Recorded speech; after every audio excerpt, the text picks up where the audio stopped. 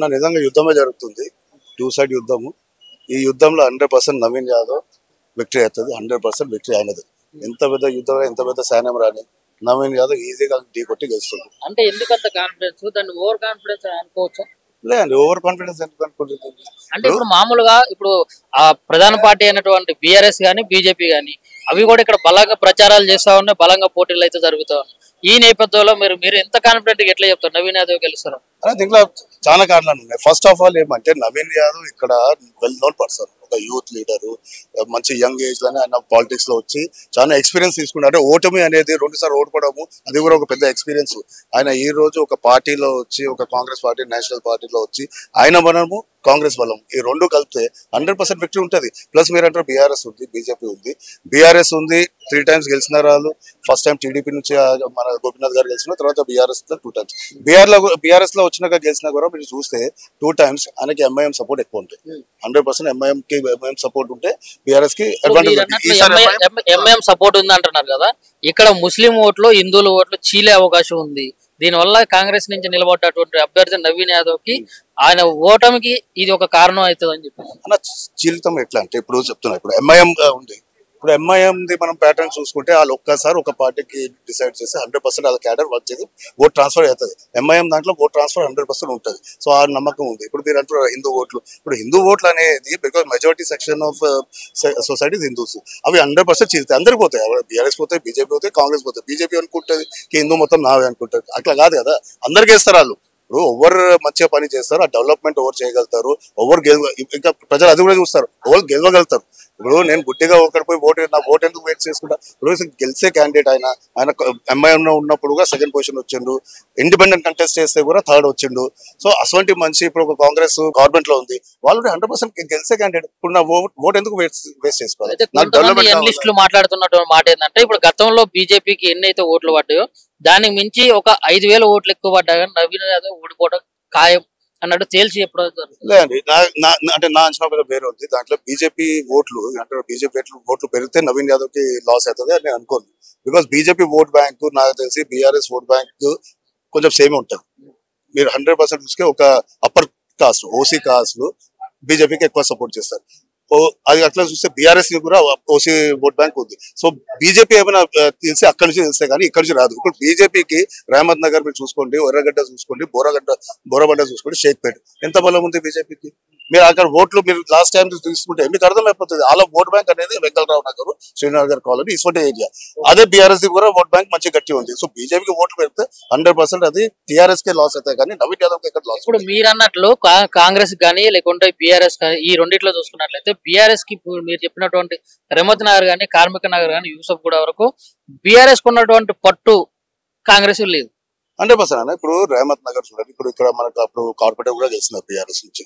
కానీ పట్టు అనేది ఇప్పుడు చేంజ్ అవుతుంది. ఎందుకు అవుతుంది ఈసారి అంటే ఇప్పుడు క్యాండిడేట్ కూడా మ్యాటర్ చేస్తారు. ఇప్పుడు గోపీనాథ్ గారు ఉన్నప్పుడు ఒక క్యాండిడేట్ చూసి ఓట్ వేస్తారు చాలా మంది.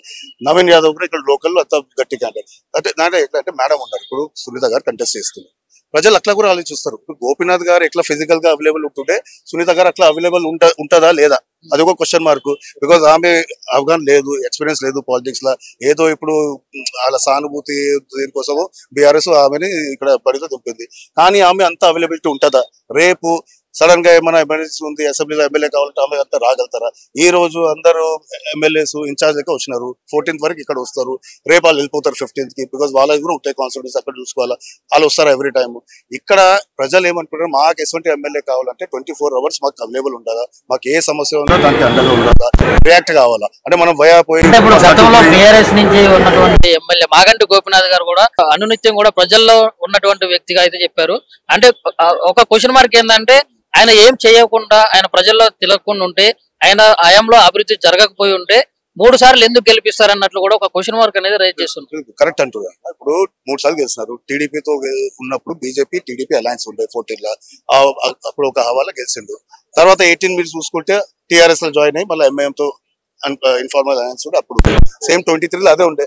సో ఇప్పుడు డెవలప్మెంట్ గురించి మాట్లాడితే ఎస్, నేను ఇప్పుడు ప్రతి ఒక్క ఎమ్మెల్యే డెవలప్మెంట్ జరుగుతాయి. అంటే 0 అనేది ఎప్పుడు ఉండదు. ఒక 10 to మీరు 0 వేసుకుంటే ఒక 5 or 6 ర్యాంకింగ్ ఇవ్వచ్చు, అట్లా జరిగింది. కానీ ఇక్కడ ప్రాబ్లం ఏమంటే ఈ బస్తీలలో ఏం మురికివాడు ఉన్నాయి ఇక్కడ రామరాజ్ నగర్ కార్మిక్ నగర్ అది నెగ్లెక్ట్ అయింది అది ఒక పెద్ద ఆయన మీద మచ్చ మీరు చేస్తారు ఇక్కడ ఓకే కానీ అటు ఎందుకు అంతా చేయలేదు అంటే 10 years సరిపోదా ఇప్పుడు 10 years మీరు 12 years ఉన్నప్పుడు 6 divisions 2 సంవత్సరాలు అవుతుంది 2 సంవత్సరాల్లో చేసింది ఇప్పుడు చేస్తానని నమ్మకం ఏంది అక్కడ మీరు చెప్పినటువంటి ప్రాంత ప్రజలకు ఇప్పుడు కాంగ్రెస్ వచ్చినాక అవుతుందా లేదా మీరు అంటున్నారు ఇప్పుడు ఎలక్షన్ చలో మీరు అనొచ్చు అదే అయినాకనే ఫండ్ రిలీజ్ చేస్తారు కానీ అయింది ఫండ్ రిలీజ్ ఒక 200 crores దాకా వర్క్ స్టార్ట్ అయింది ఇప్పుడు వర్క్ స్టార్ట్ అయింది కదా ఇప్పుడు కదా స్టార్ట్ అయింది 3 months అవి కావా ఫినిష్ కావా మీరు ఉన్నారు కదా మీడియా మీరు వెనుక పడారా చూడరా అంటే అది కూడా చెప్తా ఎందుకు జరుగుతుంది అంటే ఇప్పుడు ఒక candidate Naveen Yadav SMT candidate అంటే అదే పార్టీకి అతీతంగా అలా ప్రజల కోసం ఏమైనా ప్రాబ్లం ఉంటే వాళ్ళ పార్టీని కూడా క్వశ్చన్ చేస్తారని మన నమ్మకం రేపు ఇక్కడ 3 years డెవలప్మెంట్ ఏమైనా జరగకపోతే ఆయన అసెంబ్లీలో వాయిస్ రైజ్ చేస్తారు అది 100% మన నమ్మకం ఉంది బికాజ్ ఆయన ప్రజల కోసం పని చేస్తారు అంటే పార్టీ నేను గెలిచినా ఇప్పుడు నేను పార్టీకి అగేన్స్ట్గా పోదని అట్లా చేయడని మన నమ్మకం ఉంది ఆ పనులు మాత్రం ఫాలో అప్ చేపిస్తాడు ఇంకా డెవలప్మెంట్ కూడా చేపిస్తాడు మాకు ఏమంటే ఈ 3 years లో ఈ ఉన్న బస్సుల ఈ రెయిన్ వాటర్ ప్రాబ్లం కానీ డ్రైనేజ్ కానీ ఇవన్నీ సాల్వ్ కావాలా ఈ నవీన్ యాదవ్ 100% చేపిస్తాడు అయితే ఇంకో విషయం ఏంటంటే మీకున్నటువంటి అవగాహన మీరు చెప్తా ఉన్నారు మాకు వచ్చినటువంటి సర్వే ఏంటంటే స్త్రీ పురుషుల ఓట్లు ఇక్కడ ఈ నియోజకవర్గంలో చీలే అవకాశం ఉంది అంటే బతుకమ్మ చీరలు ఇచ్చినందుకు కేసీఆర్ వేయాలా లేకుంటే ఇది ఫ్రీ బస్ పెట్టినందుకు మరి కాంగ్రెస్ పోటేయాలా అభ్యర్థి ఎవరైనా అన్నట్లయితే నడుస్తాం చీరాదు సార్ ఇప్పుడు ఓట్లు గొంప గుత్తగా ఆడవాళ్ళు కూడా ఒక పార్టీకి మొబైల్తో ఒక దాంట్లో ఉండదు 100% ఒక ఫ్యామిలీలోనే ఇప్పుడు నేను ఉన్నాను ఒకటే ఫ్యామిలీ నేను ఒక పార్టీకి వచ్చు మీరు ఒక పార్టీకి వచ్చు కానీ దాని ప్రకారం మనం చూస్తుంటే ఇప్పుడు బస్ ఫ్రీ ఉన్నారు మీరు బస్ ఫ్రీ కూడా చాలా మంది అడ్వాంటేజ్ తీసుకున్నారు ఇప్పుడు చీరలు చీరలు ఇయర్ రాలేదు కొంచెం ఉండొచ్చు డిసప్పాయింట్మెంట్ కానీ ఒక చీరని ఇప్పుడు చూసుకుంటే ఇప్పుడు 3 years డెవలప్మెంట్ ఆపిస్తారా ఒక బతుకమ్మ చీరే అదే చూసే మీరు అదే చూపిస్తారు కోడి ఏదో తీసుకుపోయి మీ కోడి చూపించండి ఇప్పుడు ఏమి ఇస్తలేదు ఆ సినిమా క్యాప్చర్ అట్లా కాదండి ఇప్పుడు డెవలప్మెంట్ అనే ప్రాసెస్ ఉంది 2 years అయింది 3 years గవర్నమెంట్ ఉంది మ్యాండేట్ ఫర్ 3 years ఇప్పుడు ఏమేమో గ్యారెంటీలు ఇస్తున్నారు అయితే అవి ఇప్పుడు ఇది సీఎం ఎలక్షన్ కాదండి ఇది సీఎం ఎలక్షన్ కాదు దీంతో ఇక్కడ గవర్నమెంట్ ఎక్కడ కూలిపోదు ఇచ్చినటువంటి హామీలు ఉన్నాయి కదా హామీల్ని ఎక్కడ వేసిన అక్కడే అంటే అమలు పరచకపోవడం వల్ల ప్రజల్లో వ్యతిరేకత వచ్చింది తీవ్ర స్థాయిలో అన్న తీవ్ర స్థాయిలో రాలే అది ఉంది ప్రచారం ఉంది నేను చెప్తా అంటే ఇప్పుడు నేను 10 గ్యారెంటీలు ఇచ్చిన ఒకటే 100 చేయగలుగుతాను ఎవరు చేయలేరు కేసీఆర్ కూడా చేయలేకపోయినారు మీరు చూసుకుంటే కేసీఆర్ గారు నేను గ్యారెంటీ ఇచ్చాను దళిత సీఎం చేస్తాను రైతు 3 ఎకరాల భూమి ఇస్తాను రైంది అది ఇప్పుడు కాలే ఆయన ఓడిపోయిండు రేవంత్ రెడ్డి గారు వచ్చారు 6 గ్యారెంటీ ఇచ్చారు దాంట్లో కొన్ని అయినాయి కొన్ని వేరే కూడా అవుతాయి ఇప్పుడు మీకు తెలుసు ఫండ్స్ ప్రాబ్లం ఉంది అన్ని ఉన్నాయి కానీ అప్పుడు కూడా ఏదో ప్రయత్నం చేస్తున్నారు అది 100% అవుతుంది ఇప్పుడు పెన్షన్ మెయిన్ లబ్ధి చెందుతుంది ఇప్పుడు నాకు ఒక కరెంట్ ఫ్రీ అయింది నాకు సంతోషం అండి వైట్ రేషన్ కార్డు ఎప్పుడు నుంచి నాకుంటే కానీ మా తమ్ముడికి లేకుండే ఇద్దరికి వచ్చినాయి అది ఒక మంచిది అడ్వాంటేజ్ ఇంకా ఏమంటే వైట్ రేషన్ కార్డు నాకు సజెషన్ ఇవ్వంటే పుట్టి రైస్ కాకుండా ఇంకా కొన్ని ఇస్తే కూడా బాగుంటది షుగర్ పప్పులు ఇస్తే కూడా మంచిగా ఉంటది అది కూడా ఒక సజెషన్ మా గవర్నమెంట్ కి అది ఇస్తే ఇంకా అడ్వాంటేజ్ ఉంటుంది పబ్లిక్ కి ఇప్పుడు మనకి ఇది వచ్చింది అది ఫ్రీ బస్ ఉంది సో అట్లా చాలా వచ్చినాయి దాంట్లో నేను ఒక పర్సనల్ గా లబ్ధి పొందింది రేషన్ కార్డు కరెంటు సో అందరికీ వస్తాయి అన్న ఇప్పుడు అట్లా కాదు అయిపోయింది గవర్నమెంట్ ఇంకా అయిపోయింది ఇంకా 3 years ఉంది అయితే ఇప్పుడు కేసీఆర్ డైరెక్ట్ జూబ్లీహిల్స్ నియోజకవర్గ ప్రజల మధ్యలోకి వచ్చి ప్రచారం చేసినట్లయితే ఇక్కడ ప్రజల్లో నాడిలో మార్పు అనేది ఖచ్చితంగా వచ్చే అవకాశం ఉంది అన్నట్లు కూడా అక్కడ కేసీఆర్ వస్తే ఇక్కడ రేవంత్ రెడ్డి కూడా వస్తారు సీఎం రేవంత్ రెడ్డి కూడా వస్తారు ఇద్దరు వస్తారు అన్న ఇప్పుడు కేసీఆర్ వస్తే ఎంత జోష్ వాళ్ళ క్యాడర్ లో వస్తుందో రేవంత్ రెడ్డి వస్తే ఇక్కడ జోష్ వస్తుంది సో 100% ఇది జోష్ ది మాట ఎవరు ఎంత బలం చూపించగలుగుతారు రేవంత్ రెడ్డి అన్న ఎంత జోష్ లో ఉంటాడు ఆయన సీఎం ఆయన ఎట్లా చూస్తే మనకు తెలుసు కేసీఆర్ ఇప్పుడు వస్తారు ఆయన